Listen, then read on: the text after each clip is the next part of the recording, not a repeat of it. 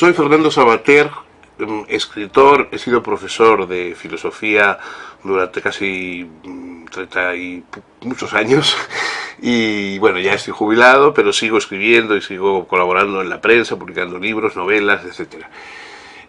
O sea que el lenguaje es mi arma, mi útil, la herramienta con la que he trabajado toda mi vida. Además, siempre he sido un enamorado de las palabras, ¿no? Y lo que conseguimos por medio de ellas. Evidentemente, la pluralidad de las lenguas es un hecho y además un hecho que todos procuramos utilizar a nuestro favor, ¿no? Es decir, aprender bien una lengua, poder leer a sus clásicos, poder expresarse, poder relacionarse, poder dar una clase o tener una conversación amorosa en esa lengua, pues es evidentemente todo un gran beneficio. Por otra parte, nunca he entendido eso de que se diga que es la pluralidad de las lenguas y cuanto más diversas, y en fin, son como si fueran especies animales o algo por el estilo. En realidad, visto objetivamente, lo mejor sería que todos los seres humanos habláramos una sola lengua. Eso es obvio y yo creo que tenía mucha razón la Biblia cuando convirtió Babel en un mito negativo, en un castigo. ¿Por qué? Bueno, porque gracias, si todos habláramos la misma lengua, nos podríamos entender con mucho más facilidad, podríamos leer a todos los clásicos. En fin, por muchas lenguas que conozca uno, pues yo no puedo leer a Chuang Tzu en chino, no puedo leer otros autores mesopotámicos. Bueno, tendríamos el problema resuelto para todas las épocas y para todos los lugares, ¿no? Pero en fin, evidentemente este desideratum que a veces se expresa ridículamente diciendo cuanto más lenguas mejor la riqueza, bueno, pues no es verdad, porque las lenguas precisamente están para ser compartidas. Si cuanto más lenguas tuviéramos fuera mejor, entonces tendríamos cada una, no la entenderíamos más que nosotros y no podríamos hablar con nadie, ¿no? Los idiolectos son imposibles de manejar porque nadie los puede manejar más que una sola persona. Pero en fin, de hecho, no es así. De hecho, hay muchas lenguas, hay lenguas importantes, y es lógico, entonces, que nosotros apelemos a ese arte que es la traducción, ¿no? La traducción parte de la base de que todas las lenguas comparten muchas cosas. De que, primero, siempre hay más parecido entre dos seres que hablan que entre un ser que habla y otro que no habla, porque los seres que hablan, aunque sean de lenguas totalmente opuestas, entienden lo que es hablar. Lo importante es que cuando uno habla ya sabe lo que es hablar. Yo puedo oír hablar a una persona, no tengo ni idea de lo que está diciendo, pero sé lo que está haciendo. Sé el tipo de cosas al que está recurriendo, el tipo de expresión al que está recurriendo. Por lo tanto, de alguna manera, nadie que habla es extraño a mí. Es decir, puedo no entenderle, pero sé muy bien lo que está diciendo y lo que está haciendo. La traducción es lo que nos permite comprender los significados, penetrar en ellos.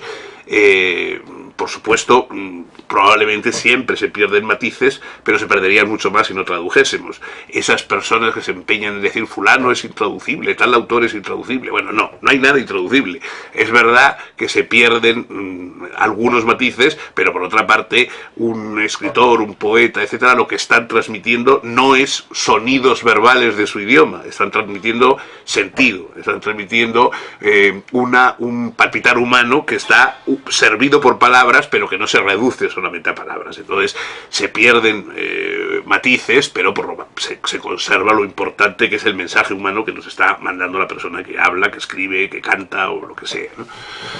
En una democracia que es parlamentaria, y la misma palabra parlamentaria viene de parlamentar, de hablar, de discutir, de debatir, por supuesto, la lengua, tener una lengua política en que entenderse es fundamental.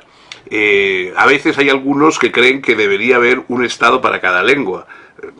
Evidentemente estamos muy lejos de que tal cosa ocurra. En el mundo hay pues unos menos de 300 estados y probablemente se pueden encontrar pues miles, 4.000, 5.000 lenguas tirando por lo bajo. De modo que evidentemente todos los estados están formados por varias lenguas. Y dentro de esos estados, cuando son democráticos, es decir, parlamentarios, es importante que haya una lengua común. Por supuesto, nadie va en contra de ninguna lengua, sería absurdo. El espíritu habla por todas las lenguas, el espíritu humano habla por todas las lenguas. Pero desde un punto de vista práctico, tener una lengua común en la cual pueden realizarse los actos políticos, los debates, darse la información imprescindible para garantizar el funcionamiento de la democracia, ponerse en contacto los ciudadanos con la administración y viceversa, etcétera, eso es un valor extraordinario.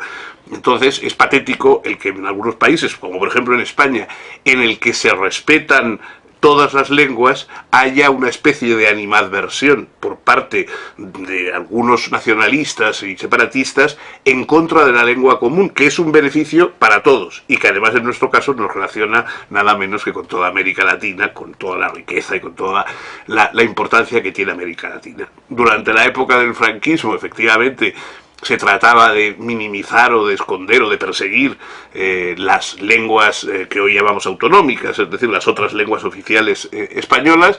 En la Constitución se reconoció que no solamente no eran algo a perseguir, sino que eran un bien y un beneficio y una riqueza, pero desgraciadamente hubo quien ha leído ese artículo constitucional como una llamada a perseguir desde esas lenguas la lengua común, y eso evidentemente es una deslealtad y aparte de eso, pues una tontería.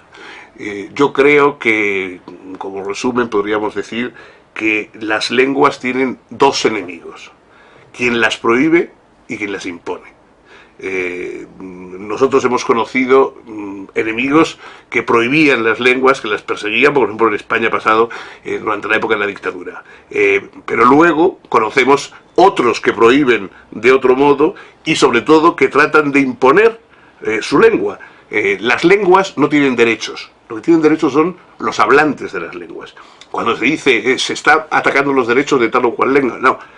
Un hablante tiene derecho a su lengua y tiene derecho, si es una lengua oficial reconocida en el país, a educación, asistencia sanitaria, etcétera, en su lengua. Pero la lengua en sí mismo no tiene derecho a salir a la calle a buscar hablantes y a imponerse a los hablantes que no la hablan. Eso está ocurriendo desgraciadamente en algunas comunidades y sobre todo en España está ocurriendo en Cataluña, donde por medio de la educación y por medio de otras imposiciones se está falseando la relación entre el castellano, que es la lengua mayoritaria de Cataluña, y el catalán. En España concretamente uno de los ejemplos de este no comprender lo que es la lengua común es en el Senado, en el cual se han introducido todas las lenguas autonómicas con traductores y dándose un poco el disparate de que personas que entienden perfectamente, se entienden perfectamente en una lengua común, tienen que traducirse por esforzarse en hablar en otra que no es la lengua común. Bueno, se dice, claro, como el Senado es una cámara de representación territorial y en los territorios se hablan lenguas diferentes, en el Senado tienen que estar esas lenguas. Bueno, el argumento es absurdo. No, lo que está en el Senado es comunidades territoriales diferentes, pero formando un solo país y por lo tanto aprovechando las posibilidades que tiene un área de comunidad, que es precisamente lo que da el Senado. Es decir, el Senado no es un área para que las diferencias territoriales se manifiesten y se opongan, sino que es un área para que esas diferencias territoriales se incorporen a un acervo común que tiene instituciones comunes, una lengua común, etc. Es decir, la función del Senado es la contraria que la de subrayar las diferencias territoriales, es recogerlas, subsumirlas y atenderlas desde la comunidad del país. Y esto es lo que me parece que con ese capricho de introducir lenguas diferentes autonómicas, traductores y hacer una especie de ejercicios que casi son burlescos o grotescos de traducción entre una lengua y otra para personas que conocen precisamente y saben una lengua común, y unas personas que una vez que termina la sesión se van todos juntos al bar y en la lengua común hablan y debaten y se cuentan chistes. Bueno, es una extravagancia que cuesta dinero y una extravagancia sobre todo que va en contra de lo que simboliza precisamente el Senado.